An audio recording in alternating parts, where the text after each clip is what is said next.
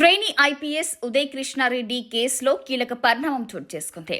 లైంగిక వేధింపుల కేసులో అరెస్ట్ అయిన ట్రైనీ ఐపీఎస్ ఉదయ్ కృష్ణారెడ్డికి ఉప్పరపల్లి కోర్టు 14 రోజుల రిమాండ్ విధించింది.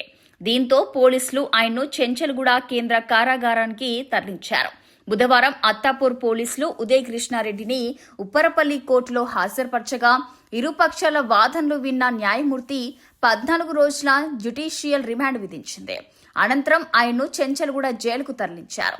ఈ కేసులో ఈ నెల 22వ తేదీ నుంచి పరారీలో ఉన్న ఉదయ్ కృష్ణారెడ్డిని పోలీసులు బుధవారం నల్గొండ జిల్లా మిర్యాలగూడలో అదుపులోకి తీసుకున్నారు. అక్కడి నుంచి సికింద్రాబాద్ టాస్క్ ఫోర్స్ కార్యాలయానికి తీసుకొచ్చి విచారణ నిర్వహించారు.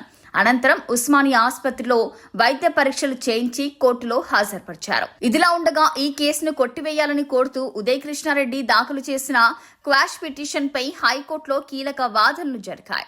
నేషనల్ పోలీస్ అకాడమీలో జరిగిన ఘటన పరస్పర అంగీకారంతోనే జరిగిందని, బాధితురాలు మరియు ఉదయ్ కృష్ణారెడ్డి మధ్య ఎలాంటి విభేదాలు లేవని, అనంతరం కుటుంబ పరిస్థితుల కారణంగా ఫిర్యాదు నమోదైందని ఆయన తరపున న్యాయవాది కోర్టుకు తెలిపారు.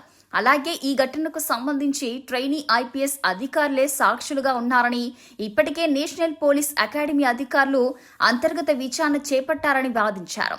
పోలీసులు అవసరమైన ఆధారాలన్నీ ఇప్పటికే స్వాధీనం చేసుకున్నందున కస్టడీలో విచారణ అవసరం లేదని, ట్రైనింగ్ పూర్తయ్యే దశలో ఉన్న ఉదయ్ కృష్ణారెడ్డి భవిష్యత్తును దృష్టిలో ఉంచుకొని రిమాండ్ను తిరస్కరించాలని కోర్టును కోరారు.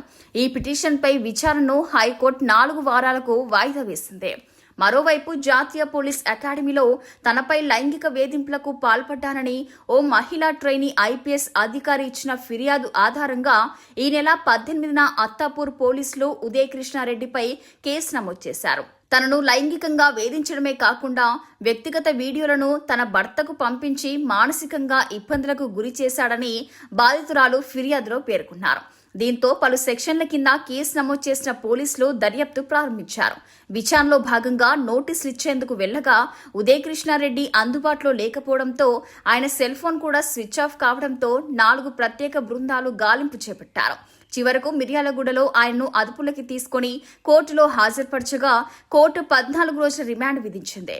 ప్రస్తుతం ఈ కేసు రాష్ట్ర వ్యాప్తంగా సంచలనంగా మారగా పోలీస్ దర్యాప్తుతో పాటు హైకోర్టులో కొనసాగుతున్న న్యాయపరమైన విచారణపై కూడా అందరి దృష్టి నెలకొంది.